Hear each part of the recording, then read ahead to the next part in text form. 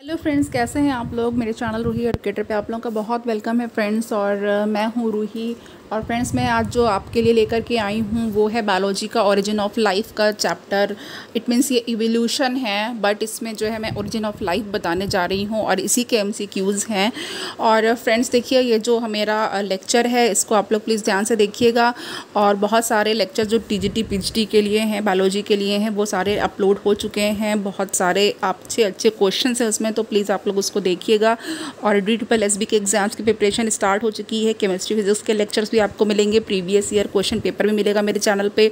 तो प्लीज़ बने रहिए। और जिन्होंने सब्सक्राइब नहीं किया है, जो लोग देख रहे हैं, वो प्लीज़ सब्सक्राइब भी कर लीजिए, जिससे कि आप लोग जो है जो वीडियोज़ हैं वो आप लोगों को मिल सकें और आप लोगों को उसे सर्च करने में प्रॉब्लम ना हो। तो चलिए फ्रेंड्स, हम लोग स्टार्ट करते हैं। यहाँ पे हमारे पास जो पहला क्वेश्चन है फ्रेंड, वो ओरिजिन ऑफ लाइफ का है। और ये है, Pasteur succeeded in disproving the spontaneous generation theory because. देखिए फ्रेंड्स, जो पास्चर थे इन्होंने क्या किया था, इन्होंने स्पॉन्टेनियस जनरेशन की थ्योरी को डिसप्रूव कर दिया था। यानी कि अगर ये कहें तो इन्होंने इसको नकार दिया था, इसको नहीं माना था। तो क्यों? अब ऑप्शन है हमारे पास, ए ही वॉज लकी, क्योंकि वो लकी थे। बी है, he was ingenious in drawing out the neck of the glass flask so as to provide access to air but not to the microorganisms. ठीक है, तो उन्होंने जो स्वान नेक वाला एक जो फ्लास्क यूज़ किया था, तो उसके बारे में बता रहे हैं कि वो क्या था, उससे एयर की एक्सेस तो हो सकती थी, एयर तो उसके अंदर फ्लास्क के अंदर जा सकती थी, लेकिन कोई भी माइक्रो ऑर्गेनिजम्स नहीं जा सकते थे। जो माइक्रो ऑर्गेनिज्म नहीं जा सकते थे तो वो उसमें रेप्लिकेट भी नहीं कर सकते थे। दूसरा है, यानी कि सी पॉइंट है, of the fact that the sample of yeast taken by him was dead, कि जो उन्होंने यीस्ट का जो सैम्पल ले रखा था वो जो है डेड था। ठीक है, तो ये है एक आपका ऑप्शन। और फिर डी है यहाँ पे हमारे पास कि of the clean surrounding of his laboratory, या फिर उनकी जो लेबोरेटरी थी उसका जो वातावरण था, ये सराउंडिंग थी, वो क्या थी, बहुत ही साफ़ सुथरी थी और क्लीन थी। तो यहाँ पे देखिए फ्रेंड्स, यहाँ पे जो ओरिजिन ऑफ लाइफ है उससे रिलेटेड बहुत सारी चीज़ें हैं, और जिसमें कि काफ़ी थ्योरीज भी दे रखी हुई हैं। तो थ्योरी ऑफ स्पेशल क्रिएशन है, थ्योरी ऑफ कैटास्ट्रोफिज्म है, एंड थ्योरी आपकी जो है अलग अलग एक्सपेरिमेंट्स में भी दी गई हैं। थ्योरी ऑफ बायोजेनेसिस है, थ्योरी ऑफ ए बायोजेनेसिस है, यानी कि ऑटोबायोजेनेसिस है, और modern hypothesis of origin of life है, जो पेरेन हेल्डन ने एक्सपेरिमेंट किया था। ओके, तो जैसे से हम लोग पढ़ेंगे इन सब चीज़ों के बारे में बात करते रहेंगे। तो देखिए यहाँ पे जो फ्रेंड आपका जो थ्योरी ऑफ बायोजेनेसिस है उसके बारे में मैं थोड़ा सा बता देना चाहती हूँ। जो बायोजेनेसिस था वो किसने प्रूव किया था, उन्होंने 3 साइंटिस्ट जो थे, ठीक है, रेडी, स्प्लैंजेनी और पास्चर। ओके, मैं नेम लिख दे रही हूँ यहाँ पे, आप देखिए, रेडी, एंड दूसरे थे आपके इस पैलेंजेनी, ठीक है, इस पैलेंजेनी थे, एंड जो आपके थर्ड थे वो कौन थे, पास्चर थे। ओके, ये तीनों लोग थे, रेडी, स्प्लैंजेनी एंड पास्चर। क्योंकि ये एग्ज़ाम में पूछा जाता है कि जो थ्योरी ऑफ बायोजेनेसिस थी वो किसने प्रपोज की थी, तो इन्होंने जो है ये थ्योरी प्रपोज की थी। और इसमें होता क्या है, इसमें ये कह रहे हैं कि जो लाइफ है, यानी कि जो जीवन है, वो पहले से ही प्रेजेंट जो लाइफ है, यानी कि प्री एग्जिस्टिंग लाइफ जो है, यानी कि पहले से ही कोई माइक्रो ऑर्गेनिज्म प्रेजेंट रहा होगा, उसके बाद ही दूसरी जो लाइफ आई है वो आ पाई है। ठीक है, तो जो लुइस पास्चर थे उन्होंने एक स्वान नेक्ड फ्लास्क लिया था। स्वान नेक्ड फ्लास्क कुछ नहीं है, ये बस हंस के जैसा, जैसे कि आपने ऐसा देखा होगा ना, इस तरीके का। तो यहाँ पे आप लोगों ने इस तरीके की जो आप एक्सपेरिमेंट इनका देखेंगे तो उन्होंने जो अपरेटस लिया हुआ है उसमें इस तरीके का उसका नेक है। ठीक है, सपोज़ यहाँ पे अगर आप इस तरीके से फ्लास्क अटैच कर देते हैं तो इस तरीके का होगा, और आगे जो इनका पूरा जो इंस्ट्रूमेंट था। और ये जो स्वान नेक फ्लास्क था इन्होंने यूज़ किया था। ओके, और इसमें इन्होंने जो है मीट ब्रॉथ, यानी कि मीट का जो शोरबा था इस फ्लास्क में वो प्रिपेयर किया और उसको बॉयल कर दिया। बहुत घंटों के लिए उसको बॉयल किया, सेवरल आवर्स के लिए उसको बॉयल कर दिया। और उन्होंने फ्लास्क को सील नहीं किया, अनसील्ड यानी कि खुला छोड़ दिया। ओके, अब वहाँ पे क्या था, जब खुला है तो एयर है, एयर उसमें आ सकती है। ओके, किसी भी चीज़ को आप ओपन करेंगे तो जल्दी ख़राब होगी, किसी भी खाने को आप खुला छोड़ देंगे तो वो जल्दी ख़राब होगा। क्यों? क्योंकि हमारे एयर जो होती है उसमें माइक्रो ऑर्गेनिजम्स भी होते हैं जो खाने पीने की चीज़ों को ख़राब कर सकते हैं। तो ये जो है उस जो स्वानिक वाला जो ऑपरेटस था उसको उन्होंने खुला छोड़ दिया, और जिससे कि जो है फ्री एक्सचेंज ऑफ एयर हो गया। और यहाँ पे जो है जो सिस्टम था उसमें ऑक्सीजन जो थी वो भी प्रेजेंट थी। ओके, तो फिर भी अब आगे देखते हैं, जो जो फ्लास्क था उनका, ठीक है, उसमें जो है माइक्रोबियल कंटामिनेशन कई मंथ के लिए वो नहीं हुआ, यानी कि वो फ्री रहा माइक्रोबियल कंटामिनेशन से, उसमें कोई भी बैक्टीरिया, कोई भी फंजाई, कुछ भी नहीं आया। ओके, यानी कि वो ख़राब नहीं हुआ। और वटेवर जो भी उस वक्त रीज़न था वहाँ पे, क्यों? क्योंकि जो स्वॉन नेक था उसका शेप ऐसा था कि जो आपके जो जिंदा या जो मतलब जीवित वेबल माइक्रोबियल पार्टिकल्स थे वो जो है सिर्फ फ्लास्क की जो है वो फ्लास्क में जो है जो एयर थी, ठीक है, उसके साथ वो अंदर नहीं जा पाए। ओके, वो ऊपर ही आ करके चिपक गए या वहीं पे रह गए उसके शेप की वजह से। और कई मंथ्स हो गए, तो जब उन्होंने नेक को, उसके स्वॉन नेक वाले फ्लास्क की जो है नेक को तोड़ा, तो क्या हुआ फिर जो है एयर जो थी उसने कंटामिनेट कर दिया और माइक्रो ऑर्गेनिजम्स वो फ्लूइड में आ गए, यानी कि जो उन्होंने ब्रॉथ तैयार किया था बॉयल करके उसमें माइक्रो ऑर्गेनिज्म एंटर कर गए। तो ये जो एक्सपेरिमेंट था, ठीक है, इसने जो है जो स्पॉन्टेनियस जनरेशन जो थ्योरी थी स्पॉन्टेनियस जनरेशन की, उसको पूरी तरीके से नकार दिया, डिस्प्रूव कर दिया। तो चलिए अब यहाँ पे हम लोग आगे बढ़ते हैं। जो हमारे पास करेक्ट ऑप्शन है वो क्या हो जाएगा? यहाँ पे हमारे पास जो करेक्ट ऑप्शन है, अभी हमारे पास फर्स्ट क्वेश्चन है और इसका जो करेक्ट ऑप्शन है वो बी हो जाएगा, ठीक है।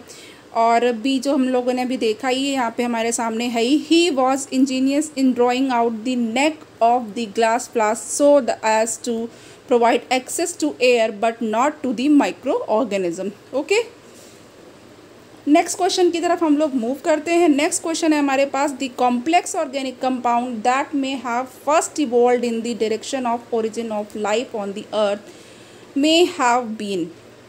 कह रहे हैं कि जो ये पूछा जा रहा है कि जो कॉम्प्लेक्स ऑर्गेनिक कंपाउंड जो origin of life on earth पे, यानी कि जो अर्थ पे जो पहली ओरिजिन हुई थी लाइफ की, ठीक है, उसमें जो है पहली बार फर्स्ट वो इवॉल्व हुआ था, उसमें से ये पूछा गया है कि जो ऑप्शन है इसमें से ऐसा कौन सा ऑप्शन है, ठीक है, जो करेक्ट है वो ऐसा कौन सा कॉम्प्लेक्स ऑर्गेनिक कंपाउंड था जो सबसे पहले इवॉल्व हुआ था।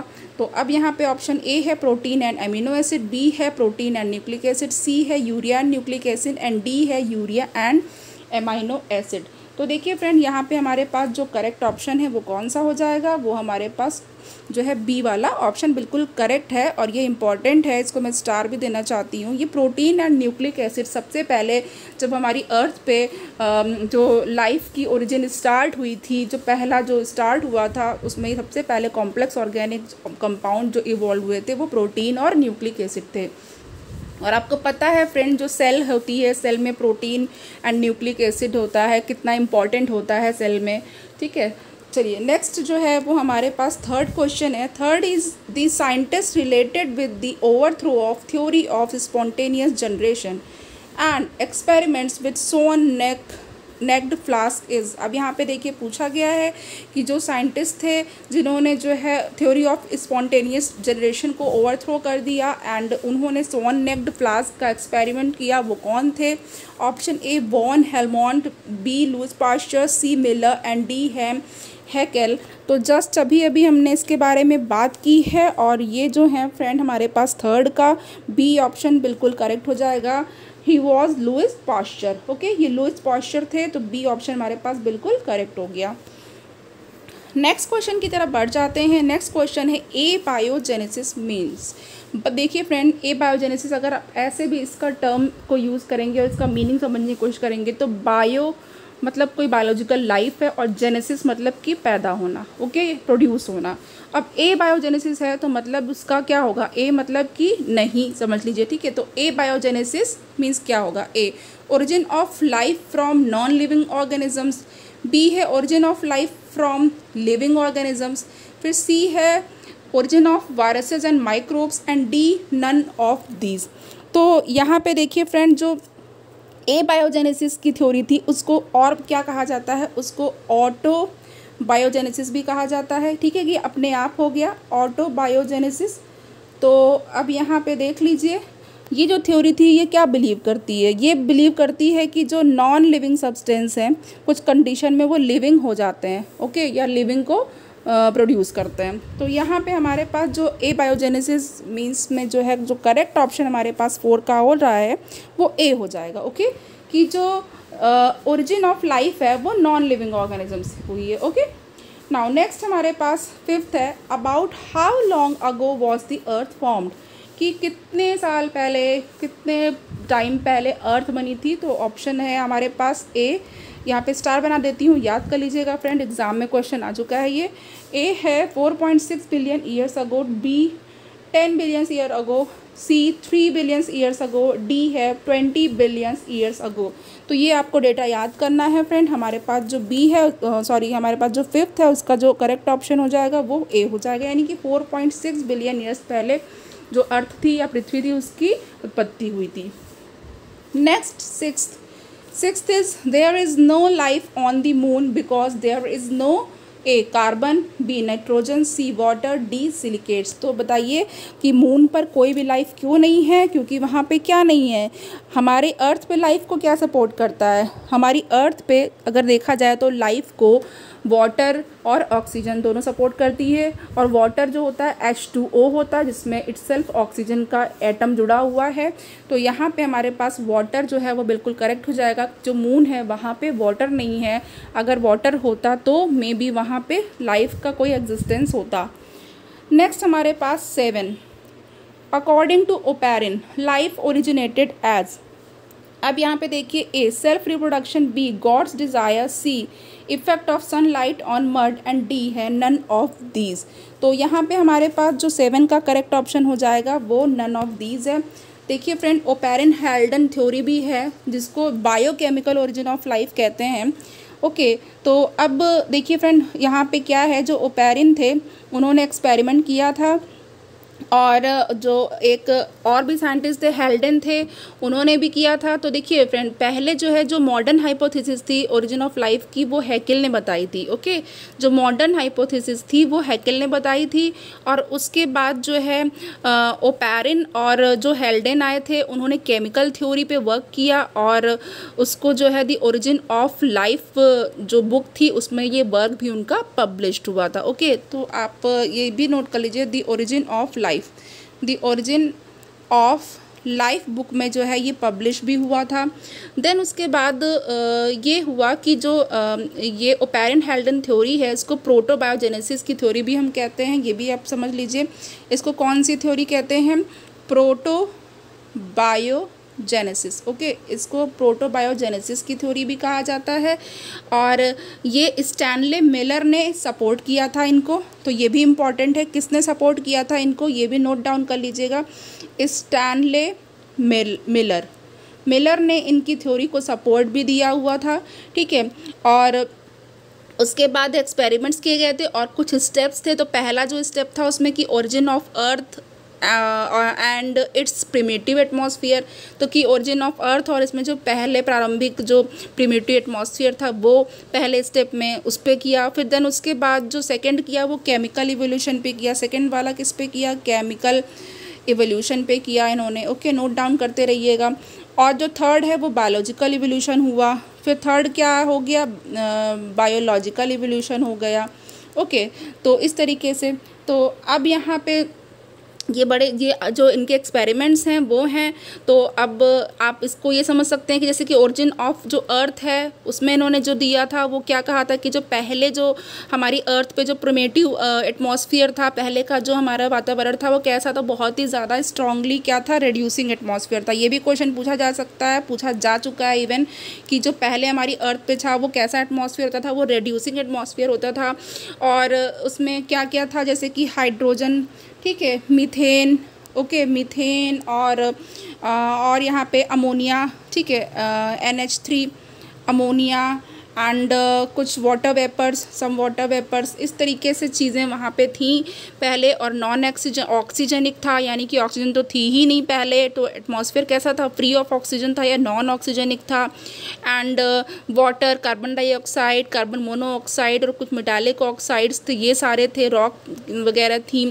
देन वहाँ पे ओजोन की लेयर भी नहीं थी ये माना जाता है, तो यूवी रेज को जो है वो कोई भी लेयर एब्जॉर्ब नहीं कर पाती थी और यूवी रेज वो डायरेक्ट जो है अर्थ पर आती थी। तो देन उसके बाद जैसे कि सोलर रेडिएशन जो था, ultraviolet radiation, electric discharge, volcanic eruption, ionising radiations, ये सब कुछ होता था, ठीक है। देन उसके बाद फिर केमिकल ओरिजिन ऑफ लाइफ जब आया तो उसमें जो है एक्सपेरिमेंट्स किए गए और ओपैरिन ने सजेस्ट किया कि जो सिंपल कंपाउंड्स हैं जैसे कि लाइक आपका नाइट्राइड्स है, okay, nitrides and oxides, ammonia, NH3 में लिख दे रही हूँ, अमोनिया, एंड और नोट डाउन करते रहिए आप लोग, मीथेन, ठीक है, साइनाइड, ये सारे कॉम्प्लेक्स ऑर्गेनिक कंपाउंड्स थे एट दैट टाइम, उस टाइम पे। और एंड जो आपका ऑक्सी और हाइड्रोक्सिल डेरिवेटिव, उससे हमारे एल्डिहाइड्स, कीटोन एंड एसिड्स बने। एंड फिर क्या हुआ, फिर फैटी एसिड्स बने, ग्लिसरॉल बने, बहुत सारी रिएक्शंस होने लगी, ऑक्सीडेशन रिडक्शन होने लगा, पॉलीमराइजेशन होने लगा, कॉम्बिनेशन रिएक्शंस होने लगी, सारी चीज़ें होती गई और अर्थ का इवोल्यूशन हुआ, लाइफ फॉर्म्स आ गए, ओके। चलिए, तो यहाँ पे हमारे पास जो 7th है उसका जो हमारे पास करेक्ट ऑप्शन है वो क्या हो गया, हमारे पास डी हो गया, नन ऑफ दीज हो गया, ये मैं बता चुकी हूँ। अब यहाँ पे 8th वाला देख लेते हैं। The presence of salt, NaCl and others in animal body fluid gives an inference that life originated in the. कह रहे हैं, ये पूछा जा रहा है कि जो सॉल्ट्स होते हैं NaCl और दूसरे सॉल्ट जो बॉडी में प्रेजेंट होते हैं, बॉडी के फ्लूइड में प्रेजेंट होते हैं, उससे क्या अनुमान निकलता है कि जो लाइफ थी वो कैसे ओरिजिनेट हुई थी। In the option a salt solution, b rain water, c primitive ocean and d none of the above. तो यहाँ पे देखिए इन सारी चीज़ों से क्या पता चलता है, क्या अंदाज़ा निकाला गया कि ये जो लाइफ थी, प्रिमिटिव लाइफ थी, वो प्रिमिटिव ओशन में ओरिजिनेट हुई। तो यहाँ पे हमारे पास 8 का सी बिल्कुल करेक्ट हो जाएगा कि प्रिमिटिव ओशन। नेक्स्ट 9 क्वेश्चन है हमारे पास, chemical theory of the origin of life was given by.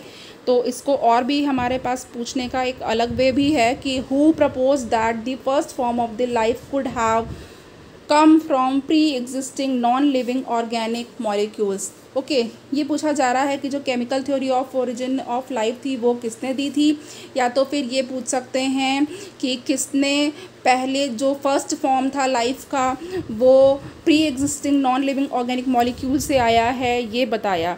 तो अब आपके पास ऑप्शन है ए स्टैनले मिलर, बी ओपैरिन हेल्डेन, सी हैं लुईस पाश्चर एंड डी हैं स्प्लांजेनी। तो यहाँ पे हमारे पास जो 9th है उसका ऑप्शन बी बिल्कुल करेक्ट हो जाएगा, Oparin and Haldane. Next question की तरफ आ जाते हैं। The coacervates were experimentally produced by, option A Urey and Miller, B Jacob and Monod, C Fisher and Huxley and D is Sidney Fox and Oparin. तो देखिए friends, यहाँ पे जो हमारे पास 10 है उसका जो करेक्ट ऑप्शन है वो हमारे पास डी हो जाएगा, Sidney Fox and Oparin. Next question की तरफ बढ़ जाते हैं। Hot dilute soup was given by, hot dilute soup ये किसने कहा था। ओके, तो यहाँ पे हैं option a Oparin, b Haldane, c Urey and D is none of these. Then यहाँ पे जो राइट आंसर हो जाएगा वो होगा हेल्डेन। हेल्डेन ने ही हॉट डाइल्यूट सूप कहा था, वेरी इंपॉर्टेंट है, क्वेश्चन आ चुके हैं एग्जाम में। 12th is Oparin Haldane view on the origin of life was first experimentally recognized by A. Malthus, B. Plato, C. Louis Pasteur and D. is Stanley Miller। तो यहाँ पे मैंने ये बताया था आपको कि जो स्टैनले मिलर थे उन्होंने ओपैरिन हेल्डेन की थ्योरी को, एक्सपेरिमेंट को सपोर्ट दिया था। तो यहाँ पे जो हमारे पास करेक्ट ऑप्शन होगा वो डी बिल्कुल करेक्ट हो जाएगा, Stanley Miller. Next question is the theory of spontaneous generation stated that, theory of spontaneous generation क्या कहती है। A. life arose from living forms only, कि life living form से ही केवल बनी हुई है। B. life can arise from both living and non living, कि life या जीवन living और non living दोनों से ही पैदा हो सकती है। फिर सी है life can arise from non living things only, कि लाइफ सिर्फ नॉन लिविंग थिंग से ही अराइज हो सकती है, पैदा हो सकती है। D life arise spontaneously neither from living nor from the non living, कि लाइफ स्पॉन्टेनियसली अराइज हो सकती है और ना तो नॉन लिविंग से अराइज हुई है और ना तो लिविंग से अराइज हुई है। तो यहाँ पे हमारे पास जो 13 है उसका जो करेक्ट ऑप्शन हो जाएगा वो सी हो जाएगा फ्रेंड्स, कि life can arise from non living things only, spontaneous generation ये कहता है। तो यहाँ पे मैं स्टार बना देती हूँ क्योंकि थ्योरीज ये सब इंपॉर्टेंट हैं फ्रेंड। तो चलिए नेक्स्ट हमारे पास क्या है, यहाँ पे हमारे पास 14th वाला है। 14th देख लेते हैं फ्रेंड। 14th में हमारे पास है viviparity is considered to be more evolve because. Viviparity, okay, vivipary term आपने सुना होगा जब मैनग्रोव प्लांट के बारे में पढ़ा होगा फ्रेंड। ओके, तो मैनग्रोव्स में आपने विविपैरिटी भी पढ़ी होगी कि जो है वहाँ पे जो आपके ऐसी जो मार्शी प्लेसेस पे या मैनग्रोव जो प्लांट होते हैं लाइक राइजोफोरा वगैरह, उसमें आपको विविपैरी देखने को मिलती है। तो ऑप्शन ए है the young one are left on their own, b the young ones are protected by thick shell, c the young ones are protected inside the mother's body and are looked after they are born leading to more chances of survival, and D है the embryo takes a long time to develop. तो देखिए ओवीपैरिटी क्या होती है। ओवीपैरिटी में तो ऐसे animal होते हैं जो एग्स देते हैं, ओके, वो ओवीपैरस कहलाते हैं। विविपैरी में क्या होते हैं, ऐसे एनिमल्स होते हैं जो कि सीधे यंग वन प्रोड्यूस करते हैं या बच्चे पैदा करते हैं, एग वाली कोई स्टेज नहीं आती है। तो अब यहाँ पे हमारे पास जो 14 है वहाँ ये ऑप्शन इसमें हमारे पास सी बिल्कुल करेक्ट हो जाएगा कि यंग वंस प्रोटेक्टेड होते हैं मदर्स की बॉडी में, और उसके बाद क्या होता है एंड आर लुक्ड आफ्टर, और उसके बाद उनकी देखभाल की जाती है जब वो पैदा हो जाते हैं और फिर उनके सर्वाइवल का चांस जो होता है वो आगे बढ़ता है। नाउ 15th जो है हमारे पास ये है in his classic experiment on the formation of amino acid Stanley Miller passed an electric discharge in mixture of. Very important question है फ्रेंड, अक्सर ही एग्जाम में पूछा जाता है, किसी न किसी एग्जाम में पूछा जाता है। तो नाउ इसको अलग आप अगर इस तरह से पूछा जाए कि Stanley Miller had put the Oparin Haldane theory to test in 1953 by creating in the laboratory the probable condition of the primitive earth. In the experiment simple amino acids were synthesized from which of the following mixture as observed after 18 days. Okay, तो simply यहाँ पे ये पूछा जा रहा है कि जो स्टैनले मिलर ने अपना एक्सपेरिमेंट किया था फ्रेंड उसमें उन्होंने क्या क्या लिया हुआ था। ओके, वो जो अर्थ की कंडीशन थी उस टाइम पे तो उसको उन्होंने मैच करने के लिए एक्सपेरिमेंट किया था कि अगर हम वही सारी चीज़ें लेते हैं तो देखते हैं क्या होता है उसके बाद। तो नाउ यहाँ पे एक्सपेरिमेंट के लिए आप लोग ऑप्शन देखिए, फिर आगे क्या है। ए स्टीम CH4 यानी मीथेन H2 एंड अमोनिया, फिर बी ऑप्शन है methane CO2 O2 and H2, C option is ammonia O2 H2 and steam, and D option is CH4 H2 N2 and steam। तो देखिए फ्रेंड यहाँ पे जो हमारे पास correct option हो जाएगा वो क्या हो जाएगा 15 का, ये हमारे पास ए हो जाएगा फ्रेंड। ठीक है, तो यहाँ पे ए बिल्कुल करेक्ट है। Steam, methane, hydrogen and ammonia, यही इन्होंने अपने इलेक्ट्रिक डिस्चार्ज कराया था और मिक्सचर में ये लिया था। ओके, नेक्स्ट हमारे पास 16th क्वेश्चन है the idea of natural selection as the fundamental process of evolutionary changes was reached. Now option है हमारे पास a by Alfred Russel Wallace in 1901, b independently by Charles Darwin and Alfred Russel Wallace in 1859, c independently by Charles Darwin and Alfred Russel Wallace in 1900, and D is by Charles Darwin in 1866। So answer क्या होगा B. Okay, ये जो है जो Charles Darwin थे उन्होंने independently किया and Alfred Russel Wallace ने 1859 में, इन दोनों लोगों ने अलग अलग इंडिपेंडेंटली ये किया था फ्रेंड। ओके, तो ये आप जब थ्योरी ऑफ नेचुरल सिलेक्शन पढ़ते हैं तो इसमें आप लोगों को ये सारी चीज़ें भी पता चलती हैं, वहाँ पे बहुत अच्छे से एक्सप्लेन भी है। नाउ अब यहाँ पे हमारे पास 17 है कि type of nutrition in the primitive cells, और it is believed that the organism first inhabited earth surface were, कि पूछा जा रहा है कि प्रिमिटिव सेल्स में टाइप ऑफ न्यूट्रिशन क्या था, कैसा न्यूट्रिशन वो लेते थे, या तो फिर जो पहले जो हमारी अर्थ पे ऑर्गेनिजम्स आए थे, ठीक है, वो कैसे थे। Okay, now A is heterotrophic और होलोजोइक, बी है हेटेरोफाइटिक और होलोफाइटिक, सी सैप्रोफाइटिक, डी सैप्रोजोइक। तो देखिए फ्रेंड, यहाँ पे जो करेक्ट ऑप्शन हो जाएगा वो बी हो जाएगा। वो कैसे थे, स्टार क्वेश्चन है ये, कि हेटेरोफाइटिक और होलोफाइटिक एनिमल्स थे, या सॉरी सेल्स थी वो। ओके, नाउ नेक्स्ट हमारे पास 18th है the prebiotic atmosphere of the earth was of a reducing nature. जो अर्थ का एटमॉस्फेयर था पहले, वो यानी कि जो प्रीबायोटिक एटमॉस्फेयर था वो कैसा था, रेड्यूसिंग नेचर का था। It was transformed into an oxidising atmosphere of the present day due to the emergence of, और फिर वो क्या हो गया, जैसा कि आज का ऑक्सीडाइजिंग एटमॉस्फेयर है जिसमें ऑक्सीजन प्रेजेंट है, उसमें ट्रांसफॉर्म हो गया। किस कारण से, okay, due to emergence of option A cyanobacteria, B angiosperm, C photosynthetic bacteria and D is eukaryotic algae. 18 का यहाँ पे फ्रेंड जो करेक्ट ऑप्शन हो जाएगा वो ए हो जाएगा। जो साइनोबैक्टीरिया हैं जिनको हम लोग ब्लू ग्रीन एल्गी भी कहते हैं फ्रेंड्स, जैसे कि आप लोगों ने नॉस्टॉक एनाबिना का नाम सुना है। ओके, नॉस्टॉक एनाबिना ये साइनोबैक्टीरिया की करेक्ट कैटेगरी में आते हैं, ब्लू ग्रीन एल्गी की कैटेगरी में आते हैं।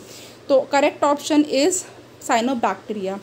Next is life originated in A pre Cambrian era, very important है, अक्सर ही पूछा जाता है। बी है आपका प्रोटीरोजोइक एरा, और जो सी है फ्रेंड वो है Mesozoic era, D Cenozoic era. Now अब यहाँ पे देखिए फ्रेंड, जो 19th है उसका जो करेक्ट ऑप्शन हो जाएगा वो क्या हो जाएगा, जो हमारी लाइफ थी वो प्री कैम्ब्रियन एरा में ओरिजिनेट हुई थी। इंपॉर्टेंट है फ्रेंड, याद रखिएगा। नेक्स्ट क्वेश्चन की तरफ बढ़ते हैं। नेक्स्ट क्वेश्चन है हमारे पास 19 तो हो चुका है फ्रेंड, 20 है। The first cell produced on the earth is a protobiont, B protozoa, C metazoa and D is none of these. So यहाँ पे जो आंसर हो जाएगा 20 का वो क्या हो जाएगा, प्रोटोबायोन। जो पहली सेल प्रोड्यूस हुई थी अर्थ पे वो प्रोटोबायोन थी। नेक्स्ट हमारे पास 21 है friend. Evolution of life shows that life form had a trend of moving from. अब जो लाइफ का इवोल्यूशन हम लोग देखते हैं, जब इवोल्यूशन देखते हैं या पढ़ते हैं, स्टडी करते हैं, तो उसमें हम लोग क्या देखते हैं कि कैसा ट्रेंड होता है लाइफ फॉर्म्स का। ए लैंड टू वाटर, कि लैंड से वाटर की तरफ मूव किया। फिर बी है कि ड्राई लैंड से वेट लैंड की तरफ लाइफ फॉर्म ने मूव किया। सी है फ्रेश वाटर से सी वाटर की तरफ, और डी है वाटर टू लैंड। तो यहाँ पे हमारे पास अगर हम लोग ट्रेंड देखें एवोल्यूशन का, तो हमें पता चलेगा कि जो हमारे पास डी ऑप्शन है वाटर से लैंड वाला, वो बिल्कुल करेक्ट है। ठीक है, तो यहाँ पे हमारे पास वाटर टू लैंड वाला ऑप्शन करेक्ट हो जाएगा कि वाटर से लैंड की तरफ लाइफ फॉर्म ने मूव किया। नेक्स्ट क्वेश्चन है वो अगेन हमारे पास मिलर दिख रहे हैं यहाँ पे। इन 1953 S.L. Miller created primitive earth conditions in the laboratory. कह रहे हैं 1953 में जो मिलर थे उन्होंने प्रिमिटिव अर्थ की कंडीशंस को लैबोरेटरी में क्रिएट किया। Give experimental evidence for the origin of the first form of life, और उन्होंने एक्सपेरिमेंटल प्रमाण दिए, एविडेंसेस दिए, और जो फर्स्ट फॉर्म ऑफ लाइफ थे उनके लिए from pre existing non living organic molecule, कि ये प्री एग्जिस्टिंग जो नॉन लिविंग ऑर्गेनिक मॉलिक्यूल है उनसे जो है ये एग्जिस्टेंस में आए। दी प्रिमिटिव अर्थ कंडीशंस क्रिएटेड इंक्लूड। अब प्रिमिटिव अर्थ कंडीशन जो थी, जो क्रिएट की गई थी, उसमें क्या क्या चीज़ें थी। ए लो टेम्परेचर होता था, volcanic storms and atmosphere rich in oxygen. B है low temperature volcanic storms reducing atmosphere. C है आपका high temperature volcanic storms non reducing atmosphere, and D है high temperature volcanic storm reducing atmosphere containing CH4 NH3 et cetera. तो देखिए यहाँ पे हमारे पास जो फ्रेंड 22 है उसका जो करेक्ट ऑप्शन हो रहा है। आप लोगों ने सारे ऑप्शंस देख लिए और आप लोगों ने पढ़ा भी है, अभी थ्योरी भी आपको बताई है, तो एक्सप्लेन किया था मैंने मिलर का। तो अब यहाँ पे देखिए फ्रेंड, जो आपका डी ऑप्शन है 22 का, जो डी है बिल्कुल करेक्ट है। बहुत ज़्यादा टेम्परेचर होता था उस टाइम पे, और आपके जो है वोल्केनिक स्टॉर्म्स, तूफ़ान जो है उस टाइप से आते रहते थे, वोल्केनिक स्टॉर्म्स आते थे, और जो एटमॉस्फेयर था वो रेड्यूसिंग था, ठीक है, और उसमें क्या क्या होता था, मीथेन, अमोनिया, ये सारी चीज़ें होती थी। तो आपने स्टैनले मिलर का एक्सपेरिमेंट जो है मैंने भी बताया अभी थोड़ी देर पहले, और आपने भी पढ़ा ही हुआ है, बहुत इंपॉर्टेंट एक्सपेरिमेंट है। तो सबसे पहली बात तो यहाँ पे जो हमारे पास ऑप्शंस हैं उसमें हमारे पास रेड्यूसिंग वाला और रेड्यूसिंग वाला, यही दोनों ऑप्शन में हम लोगों को देखना था, ठीक है। तो बाकी तो हम लोगों के जो दो ऑप्शन थे ए और सी वाले वो एलिमिनेट हो चुके थे, यानी उसको हमें लेना ही नहीं था, क्योंकि उसमें ऑक्सीजन बता दी गई थी और नॉन रेड्यूसिंग बता दिया गया था। अब यहाँ पे उसके बाद यहाँ पे बी ऑप्शन में लो टेम्परेचर है, तो लो टेम्परेचर नहीं होता था, बहुत ज़्यादा हाई टेम्परेचर होता था उस टाइम पे। ओके, नेक्स्ट है हमारे पास 23, if you go back in history approx 4500 millions years back when the atmosphere was reducing the organism was. कह रहे हैं कि अगर हम लोग हिस्ट्री में वापस जाएं, फ्रेंड अगर हम लोग हिस्ट्री में वापस जाएंगे तो कैसे जाएंगे। तो सबसे पहले इस क्वेश्चन पे तो आप लोगों के मन में ये सवाल आ रहा होगा कैसे जाएंगे। अगर सोच सकते हैं, क्योंकि हमारा जो मन है, हमारा जो माइंड है वो तो कहीं पे भी जा सकता है, बट टाइम मशीन के बारे में बहुत लोग सोच रहे होंगे कि टाइम मशीन से हम लोग अपने पास्ट में भी जा सकते, फ्यूचर में भी जा सकते। तो खैर चलिए, अगर आप जो है हिस्ट्री में 4500 मिलियंस ईयर्स पहले जाएंगे तो वहाँ पे कैसा एटमॉस्फेयर था, रेड्यूसिंग एटमॉस्फेयर था वहाँ पे। ओके, तो ऑर्गेनिजम्स कैसे थे, A autotroph aerobic, B chemoautotroph anaerobic, C chemoheterotroph anaerobic, and D है हेटरोट्रॉफ एनारोबिक। तो देखिए यहाँ पे आपको पता है इतने अभी जितना भी पूरा मैंने अभी आपको क्वेश्चंस बताए हैं इतने सारे, सब में ये सब डिस्कशन हो चुका है। तो यहाँ पे क्या था फ्रेंड, केमो हेटरोट्रॉफिक थे और एनारोबिक थे। एरोबिक की तो हमें बात ही नहीं करनी है, और केमो हेटरोट्रॉफिक थे, ठीक है। और केमो हेटरोट्रॉफ्स आपको पता है जो अपनी जो एनर्जी होते हैं वो किससे लेते हैं, केमिकल से लेते हैं। ओके, हेटरोट्रॉफिक होते हैं, इट मीन्स कि वो अपने फूड खुद सिंथेसाइज नहीं कर सकते हैं, और उनको सिंथेसिस के लिए क्या चाहिए, उनको कोई केमिकल चाहिए। और आपको पता है जो ग्रीन प्लांट्स होते हैं वो प्रोड्यूसर्स होते हैं, वो ऑटोट्रॉफिक होते हैं। तो केमो ऑटोट्रॉफ नहीं है, ये केमो हेटरोट्रॉफ है, ये भी आपको देखना है। अगर ऑटोट्रॉफ होते तो ये खुद सिंथेसाइज कर सकते थे, ओके, बट ये हेटरोट्रॉफ हैं। नेक्स्ट है हमारे पास 24 एंड 24 है हमारे पास, biogenetic law was put forward by, important है, स्टार क्वेश्चन है फ्रेंड। तो यहाँ पे ए है, ई है केल, बी है चार्ल्स डार्विन, सी है Karl von Baer, and D है लैमार्क। तो यहाँ पे फ्रेंड हमारे पास जो बायोजेनेटिक लॉ है वो किसने प्रपोज किया था, वो ई हैकल, अर्नस्ट हैकल ने प्रपोज किया था फ्रेंड। तो यहाँ पे देखिए आप लोगों ने इतने सारे क्वेश्चन कर लिए हैं फ्रेंड। अब मैं आपको थोड़ा सा बताना चाहती हूँ यहाँ पे, अब हम लोग देखेंगे थोड़े से एक दो चीज़ें और समझ लेते हैं। तो देखिए जैसे कि मैंने अभी आपको केमो हेटरोट्रॉफ बताया, ओके, और यहाँ पे हमारे पास जो है वो केमो ऑटोट्रॉफ भी होते हैं। तो केमो ऑटोट्रॉफ में फ्रेंड देखिए जो आपके आयरन बैक्टीरिया होते हैं, यहाँ पे मैं लिख देती हूँ iron bacteria, okay, iron bacteria हैं आपके, nitrifying bacteria, okay, sulphur bacteria, these are chemoautotrophs, ये केमो ऑटोट्रॉफ्स हैं, ओके। अब यहाँ पे देखिए फ्रेंड, यहाँ पे जो है आपके पास जो एरोबिक फोटोट्रॉफ्स होते हैं वो कौन से होते हैं। तो एरोबिक फोटोट्रॉफ्स में आप अगर देखना चाहें तो एरोबिक मतलब कि ये जो है ऑक्सीजन की प्रेजेंस में काम कर रहे हैं, और फोटो ऑटोट्रॉफ्स हैं तो फोटो की प्रेजेंस में क्या कर रहे हैं, अपना फूड खुद सिंथेसाइज कर सकते हैं, ओके। तो यहाँ पे देखिए फ्रेंड्स इतनी सारी चीज़ें जो है डिस्कस हो चुकी हैं, और आगे बहुत सारे क्वेश्चंस हैं एवोल्यूशन के। तो आप लोग देखते रहिएगा, चैनल पे बने रहिएगा, और बहुत सारी चीज़ें डिस्कस करनी है अभी, और अच्छे अच्छे क्वेश्चंस हैं फ्रेंड, स्टैंडर्ड क्वेश्चन हैं जो कि आप लोगों के लिए बहुत ही ज़्यादा बेनिफिशियल हैं। चलिए फ्रेंड, अपना ख्याल रखिएगा, थैंक यू।